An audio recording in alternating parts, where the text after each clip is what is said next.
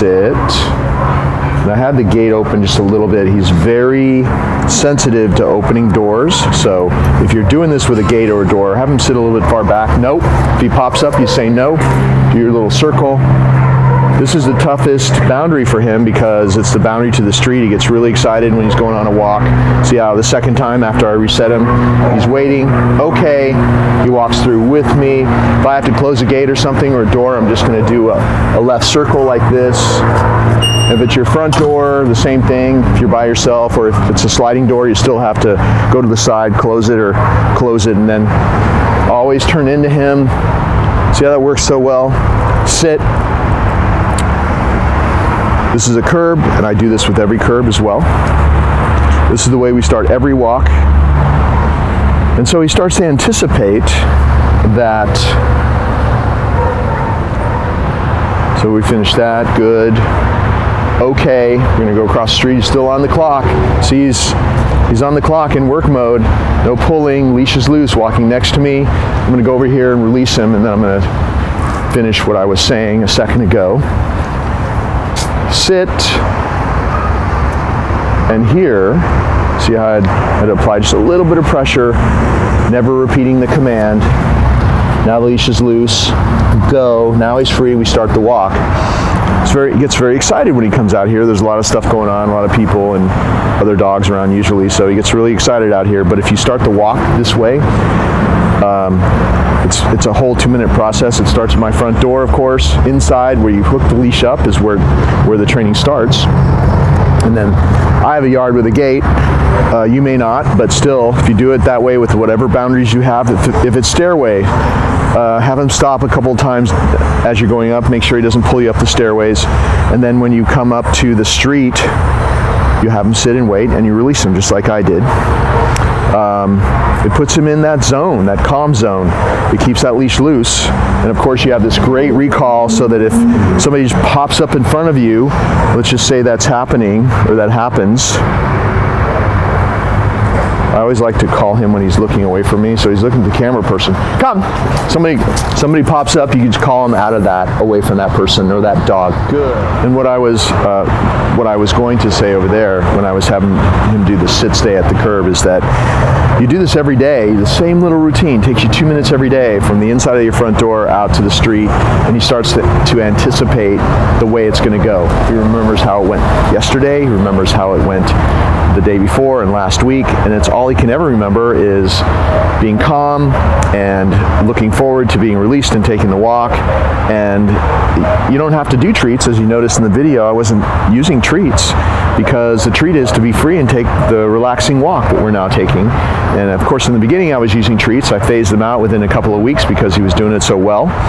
And by the way, when we phase the treats out as quickly as possible, they do better. That's how we get them to be so good in such a short period of time. It's all about how you phase the rewards out as soon as possible, which is, of course, done differently with every dog, depending on their issue and just their needs, of course. But once you phase the rewards out, now it's the anticipation of being free, and he knows that the person handling him is rock solid as far as the way it's going to be. If he would have popped up at that curb, I would have reset him 5 times in a row, which I was doing at first, actually, before he could even have a, focus enough to have a sit stay. And then he started getting it together, and I'd have to reset him only 3 times and twice, and then pretty much every time now he just does it the same way.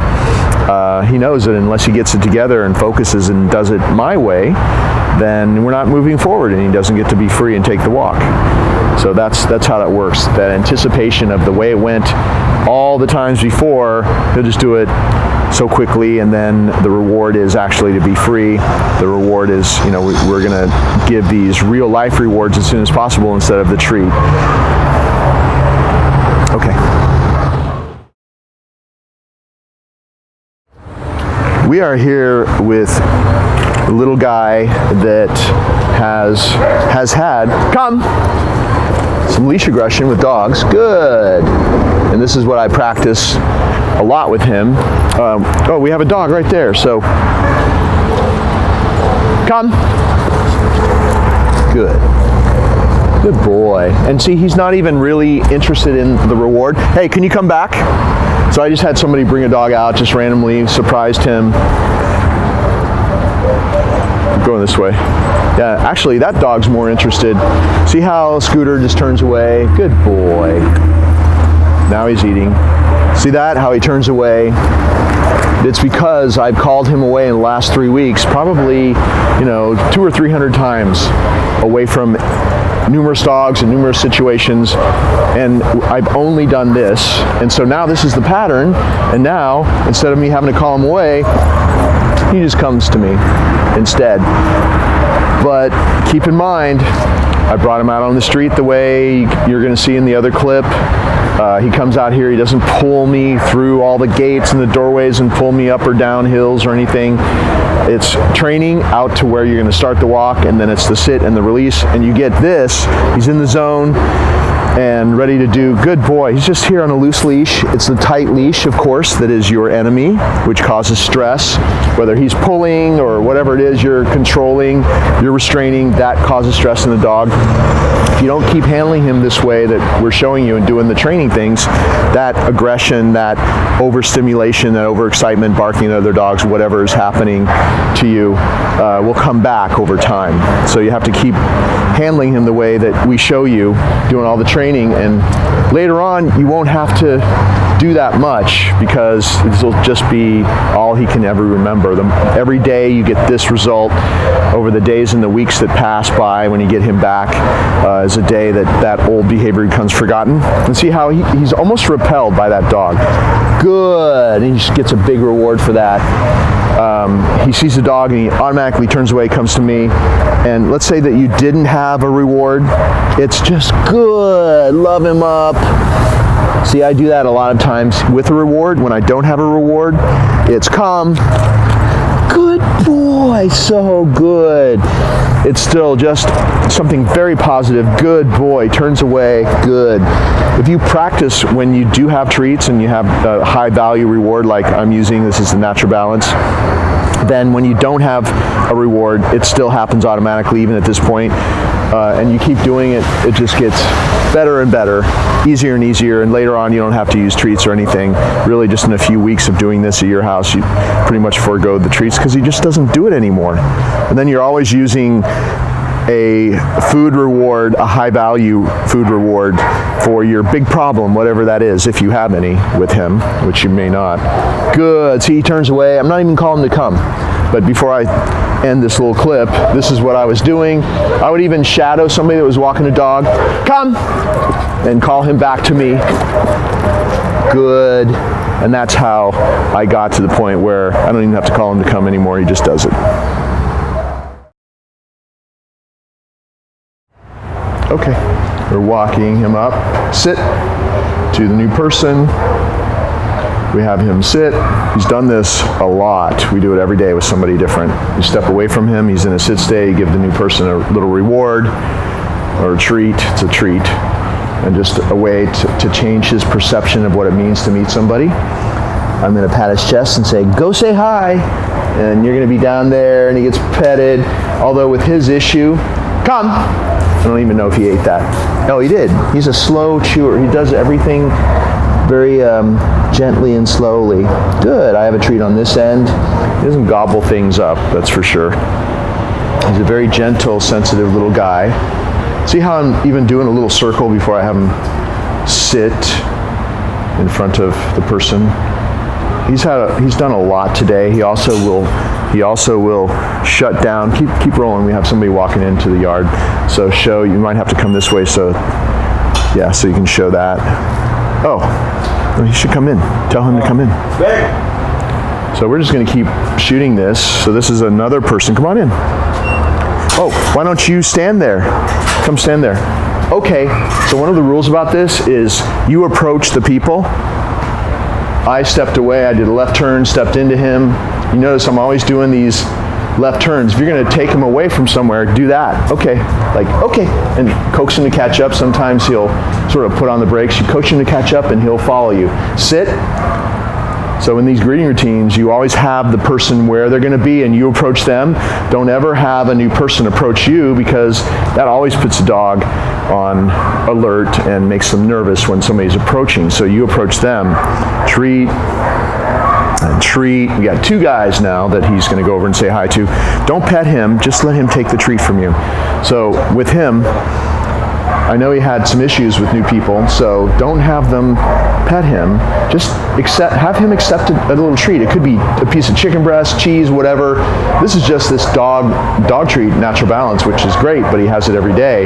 But if you assign a special little reward only for people that come over to do the greeting routine, his perception will be, wow, I love it when strangers come over because I get that special thing that's so good. I'm talking so much, he's about to lie down. Anyway, special treat for your visitors. Go, send him over. He gets a treat. He's had a long day already because of the training, and go, he has one for you too, see? If they have a piece of steak, come. He doesn't know that guy so much, so see what happened? Good. The reward is important, especially the first few times you're going to do this. Sit. And you can do this with people he does know, because you do the same routine with somebody that he does know, and all you do after that is plug in somebody he doesn't know. You designate a spot, you do it the same place in your yard, or on your porch or wherever, never inside the house. Always bring the dog out, neutral territory. It's like that. Never do it inside the house. But you designate a special spot, and you always do it in the same spot. Do it with some people that you know he likes at first. Do it the same way, and then you plug in an unfamiliar person, but they have a little piece of steak or cheese or whatever is his favorite thing on the planet to eat. Go. And then he'll think, well, it's okay. It's all right. If you don't lean forward, just let him come to you. That's another thing. Don't try too hard. Like if somebody's leaning forward like that, this little guy, he's going to back off. So if he had a steak, come. I mean, if he had like a little piece of steak or something, good, he would have eaten that. But it's just this boring dog treat that he has every day. But still, you see how to do that. And you always call him back to you. You see exactly the way I'm doing it. He goes over there, he takes a treat just to approach somebody, something good happening. That person doesn't do anything that triggers him to be afraid, like reach over or try to touch him. Just that will make him start having a different perception of what it means to have a new person come over and meeting new people. Hey, all I do is I get to go over there. They give me one of my favorite things on the planet, and I only get it from people I don't know. When we're playing, Mom and I are playing that game, that's the way he's going to think. I can't wait till the next new person comes over. So in explaining all that, the way that you end this is very important. If they're going to come inside the house, you give them a double reward. 2 of those pieces of ribeye steak that you bought, that you cut up into little pieces, 2 of those pieces, they walk in first. They're already in your living room. They turn around. You come through the doorway with him. You send Scooter to them one last time. He gets one last awesome treat from them. And the first 4, 5, or 6 times you do this, I'd put him away in another room. He's very well crate trained, so you can put him in his crate. Give him his favorite bone, give him a couple more treats in there, close the door. With a dog that's insecure with new people in the house, the worst thing to do is to put him in a crate in that room, because he's confined, he's in a more vulnerable place. There's a stranger walking around or talking. I mean, your place may not be that big, but even with him behind a closed door, it's so much better than just being in the same general space as a stranger, which could make him more nervous. So always do it that way. So one last time, he gets a big reward. He's going to be thinking, wow, this is pretty cool. I'm not feeling stressed. I got this new person in the living room or wherever you're going to do that. And then right away you say, come on, buddy, let's go. And you put him in there, put him in his crate, give him more treats, close the door. Of course, you're always closing the crate door when he's in there.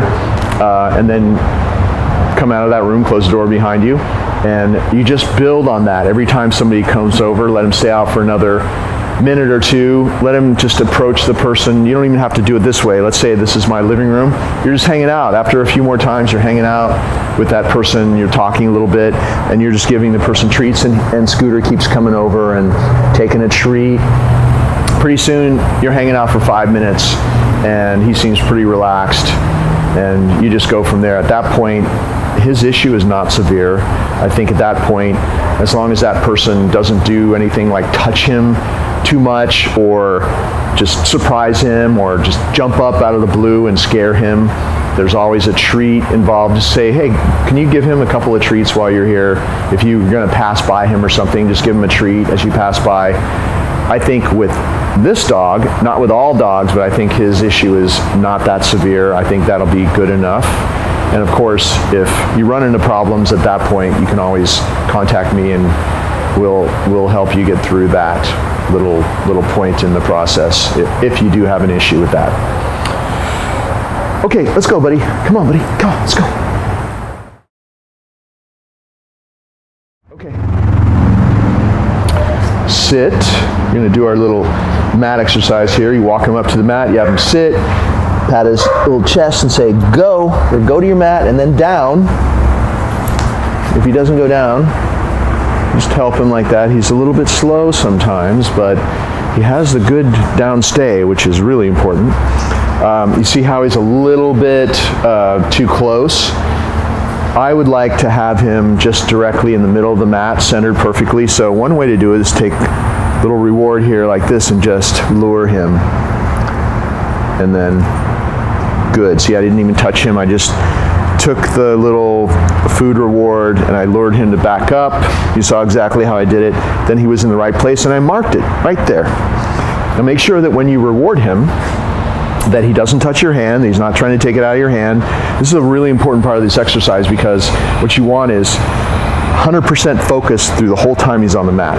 So it's a lot of focus when you're going to reward him because he wants this, right? So he's got to be calm.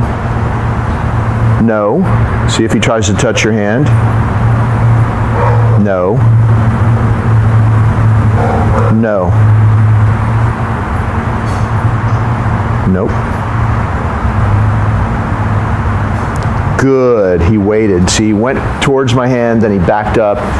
It takes focus for him to not be reactive, not just want to grab it, and I'm just even not having him touch my hand. He's got to be like a couple inches away at least and really be waiting for me to deliver the reward and withdraw, and then he gets to take it off the mat.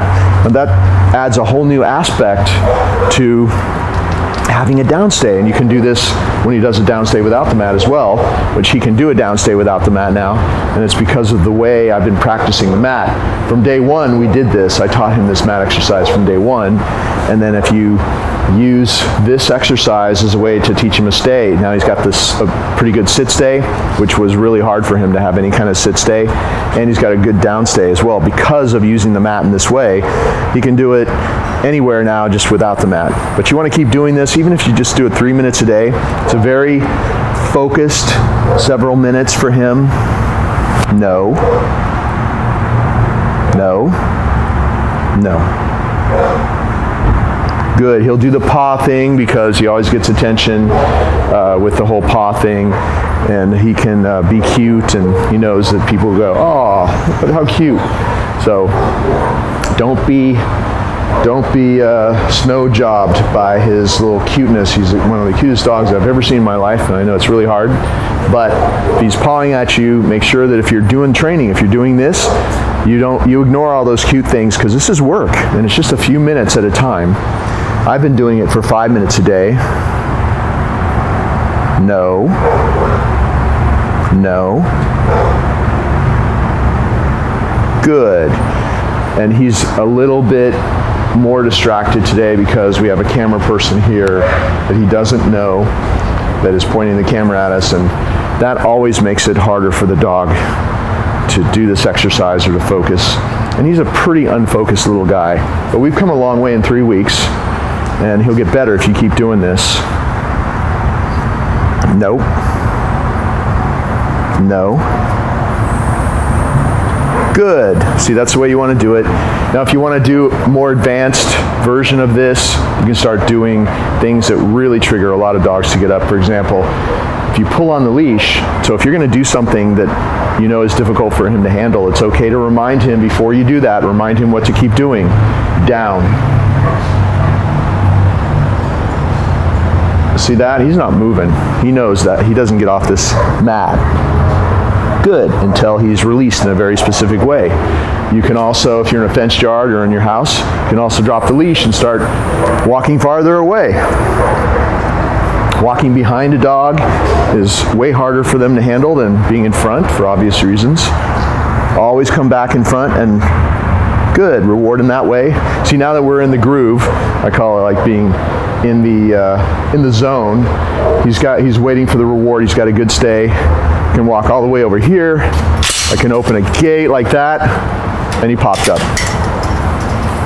So you say, no, I wanted to do that to make him make a mistake. This is how you put him back if he makes a mistake. I said no.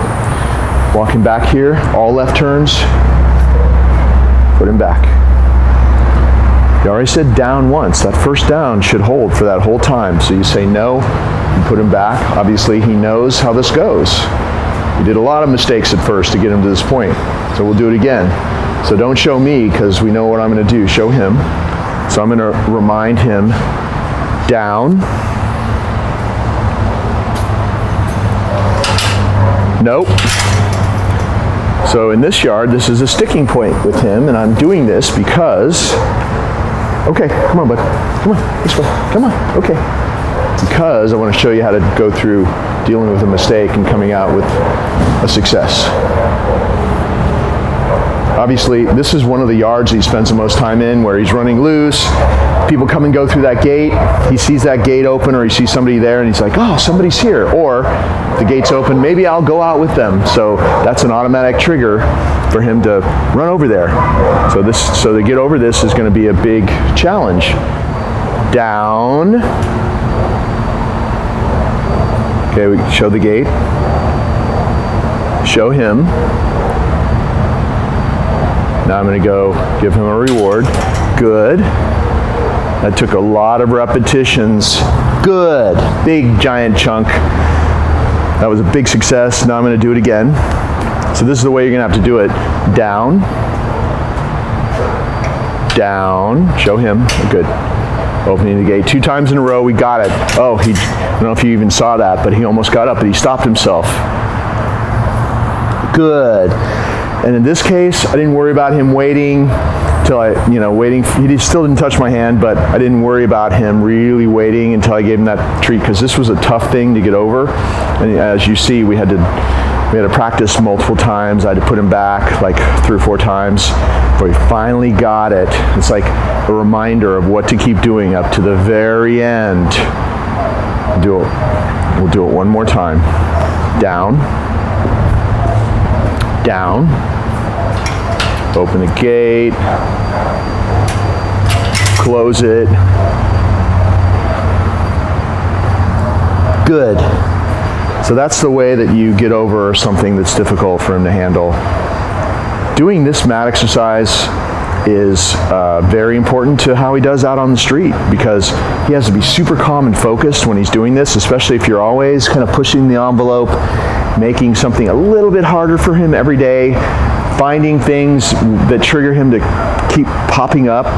And when you find something like that, and you have your environment, you have your house or yard or whatever, you have a place that you control the distractions. Like, there's no distractions here. I create my own, like the gate. That you can really develop a high level of focus in Scooter.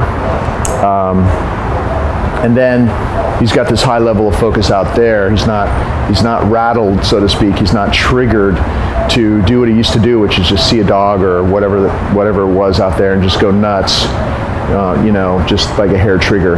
He's got, at the very least, it's like a fuse. You develop the focus of a dog by doing these types of things, and then there's a fuse. Maybe like it might just be 30 or 40 seconds. He sees a dog and he does nothing. As you can see in the other clip, he's turning away from the dog now, which is the ideal result of what we're doing. And we've showed him, hey, your job now is to turn away from that dog. Come to me and I'll give you love and treats every once in a while.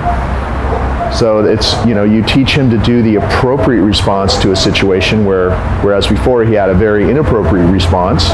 And you make him love the new response even more than that, and he forgets he ever did anything else. And then all you do is love him up. Just what you want to do. Every time he does it the right way, and it just builds like a snowball going downhill. It just gets easier and easier, and that becomes the new behavior. Okay, pat your leg, say okay, bring him off the mat, have him sit, and then release him with patting his chest. Go.